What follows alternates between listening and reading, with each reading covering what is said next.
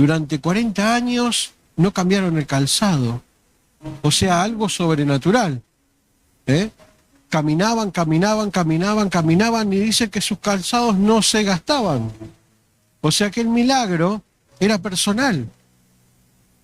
Era un milagro personal. Sus sandalias no se gastaban.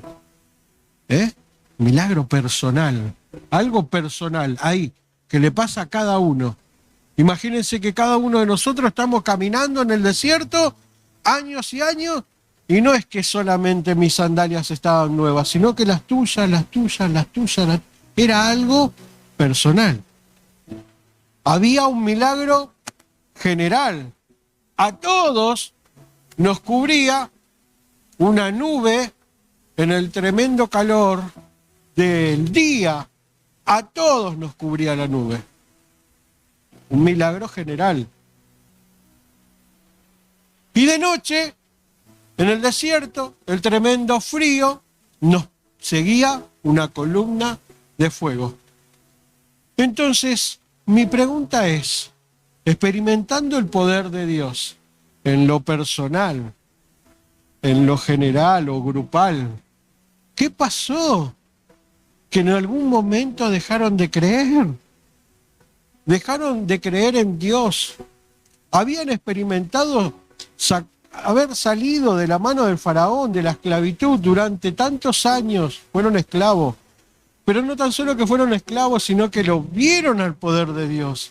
Vieron el juicio de Dios, como Dios levantaba juicio contra el faraón. Y ver juicio, plaga contra plaga, y vieron. Pero pareciera que no sirvió. Entonces, me pregunto, ¿cuál fue? ¿Qué es lo que pasó? Y la respuesta a la pregunta es que se olvidaron de lo que Dios hacía.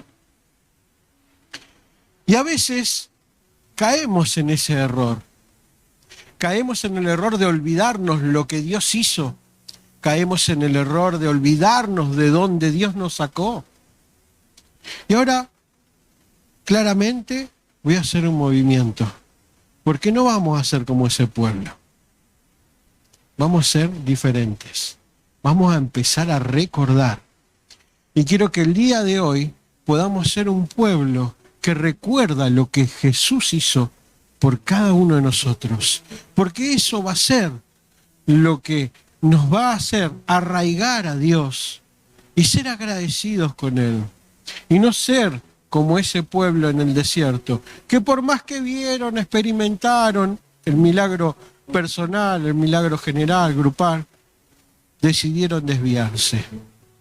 Y ahora, por ejemplo, si yo te pregunto, voy a ser claro con este ejemplo.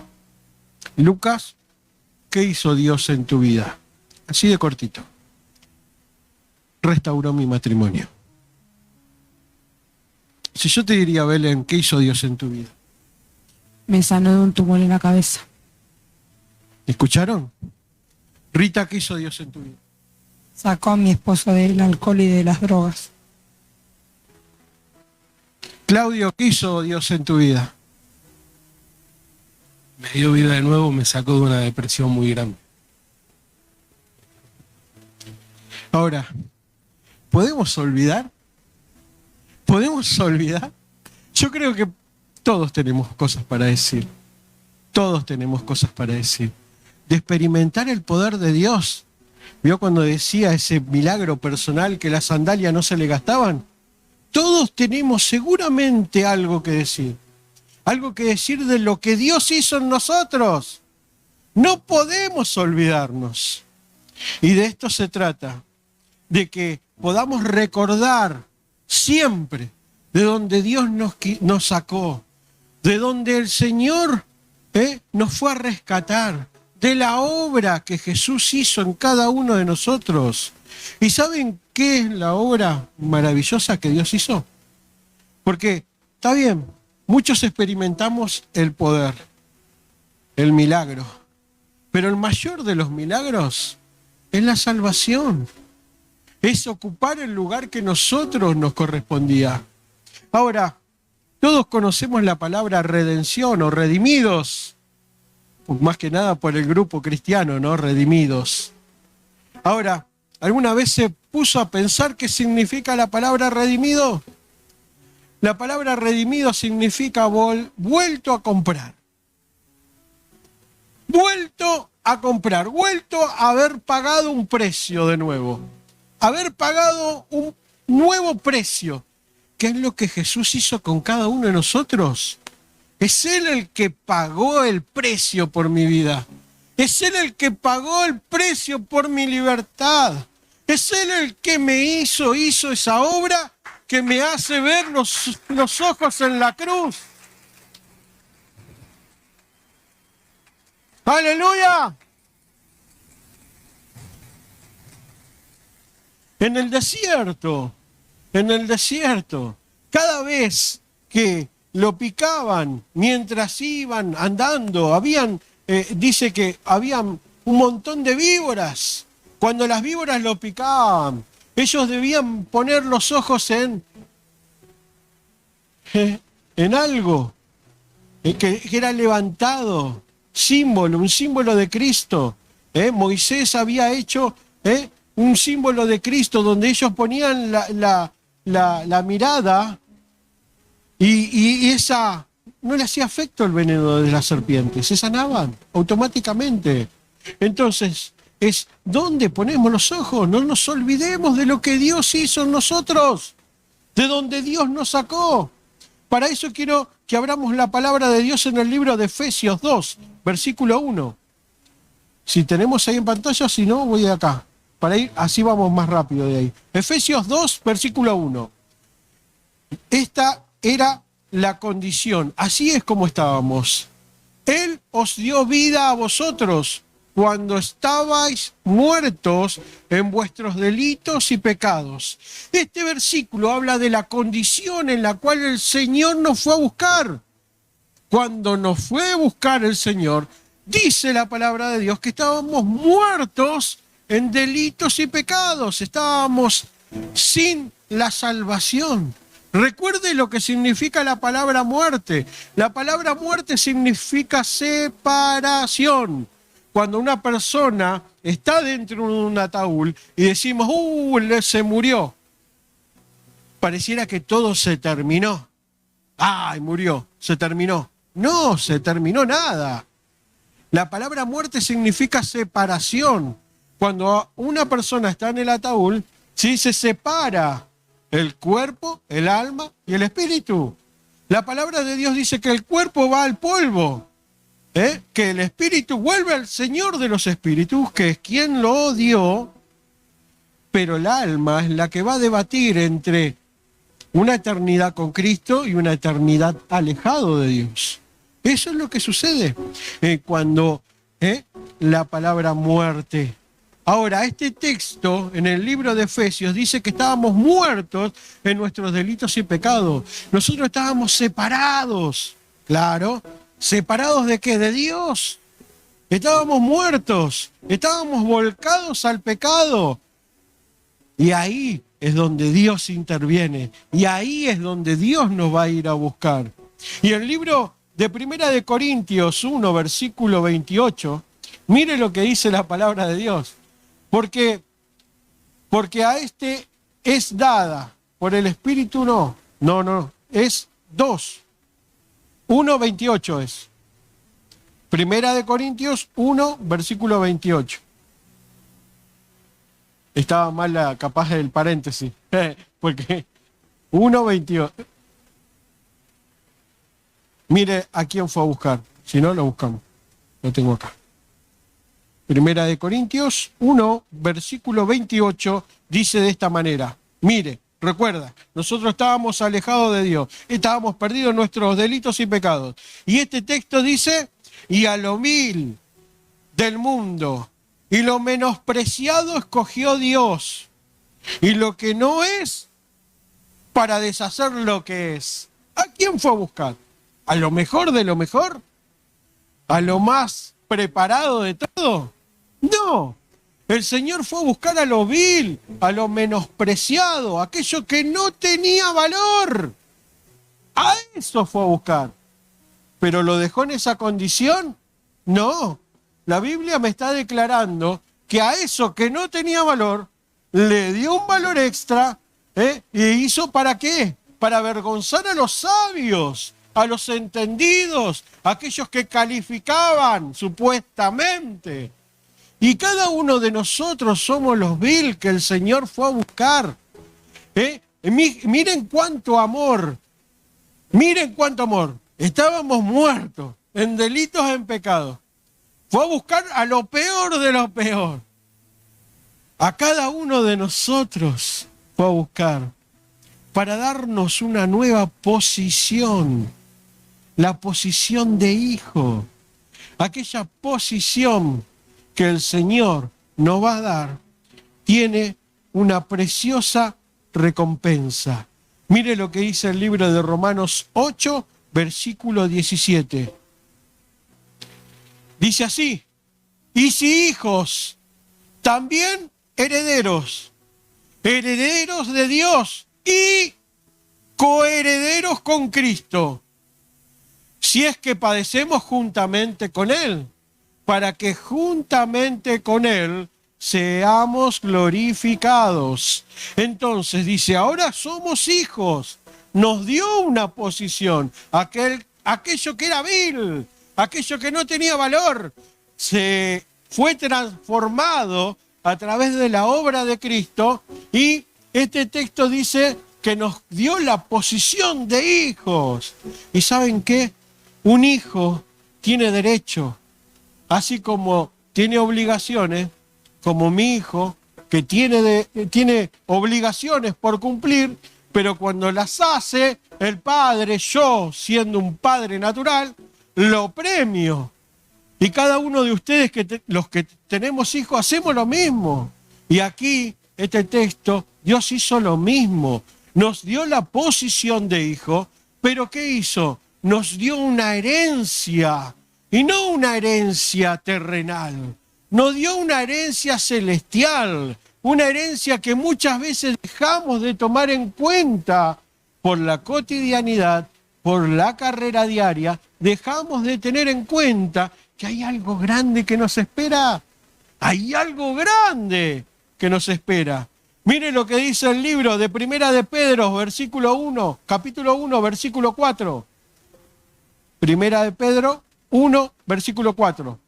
Para una herencia incorruptible, incontaminada e inmarcesible, reservada en los cielos para ustedes, para nosotros. Una herencia que no se corrompe, una herencia especial. Hay una cualidad que tiene esa herencia, ¿sí? Una herencia eficaz, algo que no se puede corromper. Esa es nuestra herencia. O sea que el Señor no tan solo nos rescató, sino que nos dio una posición. No tan solo nos dio la posición, sino que nos da esperanza de lo que vamos a recibir. Mire cuán gran y maravilloso es el plan que Dios tiene con cada uno de nosotros, que trasciende la tierra, que llega a los cielos, que llega a habitar al milenio con cada uno de nosotros cuando seamos transformados. Y hay más, porque luego del milenio la historia sigue y vienen los cielos nuevos, la tierra nueva. Pero ¿sabe qué? Lo importante de todo es que podamos recordar siempre la cruz de Cristo. No seamos como el pueblo de Israel, que olvidaba la mano poderosa de Dios. Entonces nosotros debemos recordar constantemente la cruz de Cristo y lo que el Señor hizo y hace en cada uno de nosotros. Concluyo con una historia. Termino. La historia del mendigo. Dice la historia que les voy a contar que en Inglaterra paseaba un mendigo sin esperanza.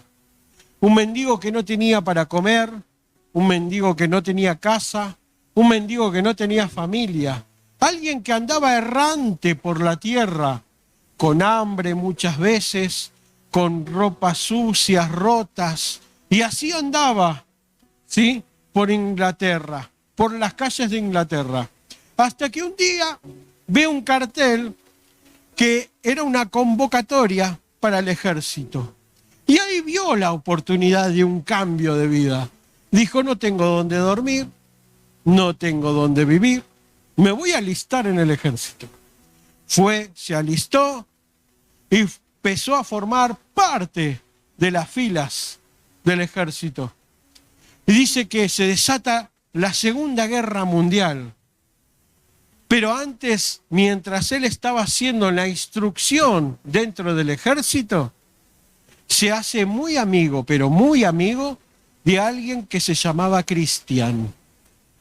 Este Cristian dice que se hicieron muy amigos, se amaban, eran muy amigos, se apoyaban, tenían muchos proyectos juntos. Entonces fueron los dos enviados a la línea del combate. Resulta que estaban los dos combatiendo contra el enemigo. Y resulta que aparece el enemigo de así, sin nada, sin aviso previo. Apareció y dice que el enemigo le disparó a aquel mendigo. Pero cuando vio esto, Cristian se interpuso entre el mendigo y el enemigo y recibió el balazo. Un balazo que lo iba a llevar a la muerte. Pero sin embargo ahí es cuando el mendigo reacciona y termina matando al enemigo, pero su amigo había caído ya con los últimos suspiros de vida. Entonces dice que antes de morir, Cristian sacó de sus ropas una tarjetita personal de él. Agarró una lapicera y escribió: papá, yo soy tu hijo único. Te saludo, te digo, papá, que te amo con todo mi corazón. Pero me voy de esta vida dejándote a alguien que también quiero que forme parte de esta familia. Recibílo como si fuese yo. Y Cristian murió. Entonces el mendigo, luego de pasar la guerra y volverse a casa, decidió ir a buscar el hogar de Cristian. Cuando llegó el mendigo al lugar donde Cristian le había dicho que vivía, se encontró con un gran palacio. Se ve que estaba bien el padre económicamente, el padre de Cristian. Dice que tocó el timbre y lo recibió el padre. Le entregó la tarjeta, el padre se desplomó a llorar. Pero dijo, a partir de hoy, no tengo otro hijo, pero si esta era la voluntad de mi único hijo Cristian, yo te voy a aceptar. Y hoy vas a pasar a formar parte de mi familia. Y esta historia es lo que Cristo hizo por cada uno de nosotros. Nosotros éramos los mendigos. Nosotros éramos los que andábamos errantes y sin destino, sin esperanza. Y es Cristo aquel que nos abrió el palacio para que podamos entrar libremente, dice la Biblia, el día de hoy, a la presencia de Dios.